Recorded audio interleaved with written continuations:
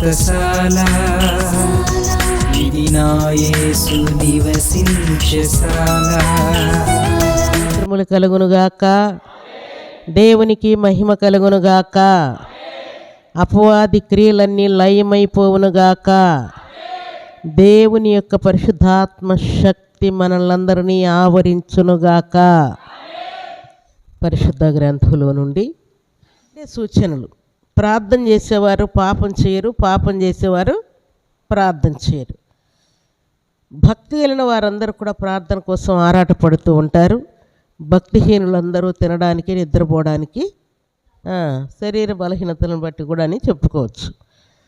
అయితే దేవుడు మనకిస్తున్నటువంటి మాట ఏంటంటే, దేవునికి మనము దూరంగా ఉన్నాం. దగ్గర కావాలంటే ఏం చేయాలి చెప్పండి? పాటలు పాడితే దగ్గరకు వస్తామా? వాక్యం వింటే దేవునికి దగ్గర అవుతామా? ప్రార్థనలో ఉంటే దేవునికి దగ్గర అవుతాం. ప్రార్థన మనం ఎవరితో మాట్లాడుతున్నాం? దేవునితో మాట్లాడుతున్నాం. దేవునికి మనకున్నటువంటి సంబంధం, ఆయన మన దగ్గరికి రావడానికి, మనం ఆయన దగ్గరికి వెళ్ళడానికి ఏదైనా ఒక అవకాశం ఉందంటే అది ప్రార్థనే. ప్రార్థన చేసేవారు ఎన్నడూ కూడా చెడిపోయినట్టు వ్రాయబడలేదు. ప్రార్థన చేసేవారు ఓడిపోయినట్టు వ్రాయబడలేదు. ప్రార్థన చేసేవారు చనిపోయినట్టు కూడా వ్రాయబడదు. చనిపోవడం అంటే భూమి మీద నుండి చనిపోవడం కాదు, పరలోక పట్టణంలో దేవునికి దూరం అవడమే చనిపోవడం. అయితే దేవుడు మనకిచ్చినటువంటి శ్రేష్టమైన మాట చదువుకుందాం ఈ శుభదినాన. కీర్తనల గ్రంథం 66వ అధ్యాయం 18వ వచనం. నా హృదయంలో నేను పాపమును లక్ష్యము చేసిన ఎడల ప్రభు నా మనవి వినకపోవును. ఏం చేస్తున్నా అంటే అయినా, నా హృదయంలో నేను పాపమును లక్ష్యము చేసిన ఎడల ప్రభు నా మనవి వినకపోను. ఎవరి హృదయంలో పాపం ఉంటా ఉన్నదో వారి ప్రార్థన దేవుడు ఆలకించడు. ఏమంటున్నాడు ఇక్కడ? నా హృదయంలో నేను పాపమును లక్ష్యము చేసిన ఎడల ప్రభు నా మనవి వినకపోవును. మన ప్రార్థన దేవుడు వినకపోవడానికి కారణం ఏంటంటే, మన హృదయంలో ఇంకా పాపం కొంచెం మిగిలి ఉన్నది. ఇంకా పాపానికి మనం కొంచెం ప్రాధాన్యత ఇస్తూ ఉన్నాము. అందుకు కాబట్టి దేవుడు మన ప్రార్థన వినని దేవుడు జ్ఞాపకం చేస్తున్నాడు. యోహాను సువార్త 9వ అధ్యాయం 31వ వచనంలో, దేవుడు పాపుల మనవి ఆలకింపడని ఎరుగుదుము అని వ్రాయబడింది. పాపుల యొక్క మనవిని కూడా దేవుడు ఆలకించడు.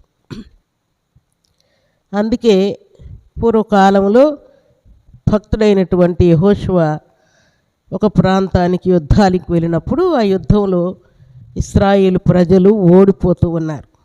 అప్పుడు యెహోషువ దేవుని సన్నిధిలో చేరి ప్రార్థన చేస్తూ, ప్రభువా, ఎందుకయ్యా మమ్మల్ని నీ పేరు పెట్టబడినటువంటి నీ ప్రజలు నేను ఓడిస్తూ ఉన్నావు అని అడిగితే, అప్పుడు దేవుడు అంటూ ఉన్నాడు, నీ ప్రజలలో పాపం ఉంటా ఉంటే నీకు విజయం ఎక్కడి నుండి వస్తుంది? ఆ పాపాన్ని, ఆ దోషాన్ని, అపరాధాన్ని తొలగించుకో, అప్పుడు నువ్వు విజయం సాధిస్తావు అని దేవుడు యెహోషువను గద్దిస్తాడు. ఎవరు పాపం చేశారు అప్పుడు చెప్పండి? ఆకాను పాపం చేశాడు. ఎప్పుడైతే ఆకానును ఆయన ఇంటి వారిని చంపేస్తారో, ఆ పాపాన్ని ఒప్పుకుంటారో, అప్పుడు వారికి దేవుడు విజయం ఇచ్చినట్టు వ్రాయబడింది.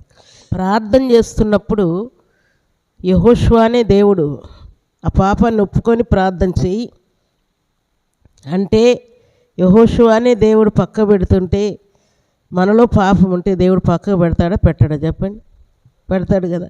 యెహోషువ ఎలాంటి వాడు చెప్పండి? యెహోషువ ప్రార్థన చేయగా దేవుడు సూర్యుడిని, చంద్రుణ్ణి ఆపేసినటువంటి ప్రభావం కలిగినటువంటి భక్తిపరుడు యెహోషువ. యెహోషువ, ప్రభువా, యుద్ధం అయిపోయేంత వరకు సూర్యుని, చంద్రుని ఆపేసేయి అనగానే ఒక రోజంతా కూడా సూర్యుడు, చంద్రుడు ఆగిపోయినట్టు వ్రాయబడింది. అంత భక్తి కలిగినటువంటి యెహోషువ అనే దేవుడు పక్కన పెడుతున్నాడు. ఆ పాపాన్ని తొలగించుకొని వచ్చి మరలా ప్రార్థన చెయ్యి అంటూ ఉన్నాడు. పాపం ఉంటే యెహోషువ అనే దేవుడు పక్కన పెడతా ఉంటే, దేవుని సన్నిధిలో చేరిన మన మీద ఏదైనా మురికి అపవిత్రత ఉంటే మన ప్రార్థన కూడా దేవుడు ఆలకించడు, అంగీకరించడని దేవుడు జ్ఞాపకం చేస్తున్నాడు. అందుకే సామెతల గ్రంథం 8వ అధ్యాయం 13వ వచనంలో ఒక చక్కని మాట వ్రాయబడింది. ఏంటంటే, యెహోవా యందు భయభక్తులు కలిగినుట చెడుతనమును అసహించుకొనుటయే. దేవుని యందు మనకు భయము భక్తి ఉందంటే తప్పకుండా ఏం చేస్తాం? చెడుతనాన్ని అసహించుకుంటాం. చెడుతనాన్ని అసహించుకొని నేను పాపశాప సంబంధమైన క్రియలన్నీ నేను చేస్తూనే ఉంటాను, కానీ దేవుని యందు కూడా నేను భయం భక్తి కలిగి ఉంటానంటే మాత్రం కుదిరే పని కాదు. ఎందుకు చెప్పండి? ఎందుకంటే చెడుతనానికి దేవునికి పొత్తు కుదరదు. ఎందుకంటే ఆయన పాపము ఎరుగనటువంటి వాడు, నిష్కలంకుడు, నిర్మలుడు, నిన్న నేడు నిరంతరము ఏకరీతిగా ఉన్నటువంటి దేవుడు గనుక యెహోవా యందు భయభక్తులు కలిగి ఉండుట చెడుతనమును అసహించుకొనుటయే. దేవుని యందు భయం భక్తి మనకుందంటే తప్పకుండా మనం చెడుతనాన్ని అసహించుకుంటాం. అయితే ఇంకొక మాట ఏమంటున్నా అంటే, ప్రార్థన చేసేటప్పుడు మనలో పాపం లేకుండా ఉండాలి, తర్వాత చెడుతనాన్ని అసహించుకోవాలి. ప్రార్థన చేసేటప్పుడు ఎవరైనా నీ మీద విరోధంగా ఉన్నారంటే ఆ ప్రార్థన ఆపమంటున్నాడు దేవుడు. చూడండి, మార్కు సువార్త 11వ అధ్యాయం 25వ వచనం. మీకు ఒకని మీద విరోధం ఏమైనా కలిగి ఉన్న ఎడల మీరు నిలవబడి ప్రార్థన చేయనప్పుడెల్లా వాని క్షమించుడి. ప్రార్థన చేస్తున్నప్పుడు ఎవరైనా నీకు శత్రుత్వం ఉన్నట్టు జ్ఞాపకం వస్తే వెంటనే క్షమించమని దేవుడు ఆజ్ఞాపిస్తున్నాడు. క్షమిస్తేనే నీ ప్రార్థనకు దేవుడు జవాబిస్తానని జ్ఞాపకం చేస్తున్నాడు. అనగా సమాధానంగా ఉంటేనే నీ ప్రార్థన నేను ఆలకిస్తానని దేవుడు జ్ఞాపకం చేస్తున్నాడు. మనం ప్రార్థన చేసేటప్పుడు అసమాధానం ఉంటే కూడా దేవుడు మన ప్రార్థన ఆలకించడని దేవుడు జ్ఞాపకం చేస్తున్నాడు. మార్కు సువార్త 11వ అధ్యాయం 23వ వచనం.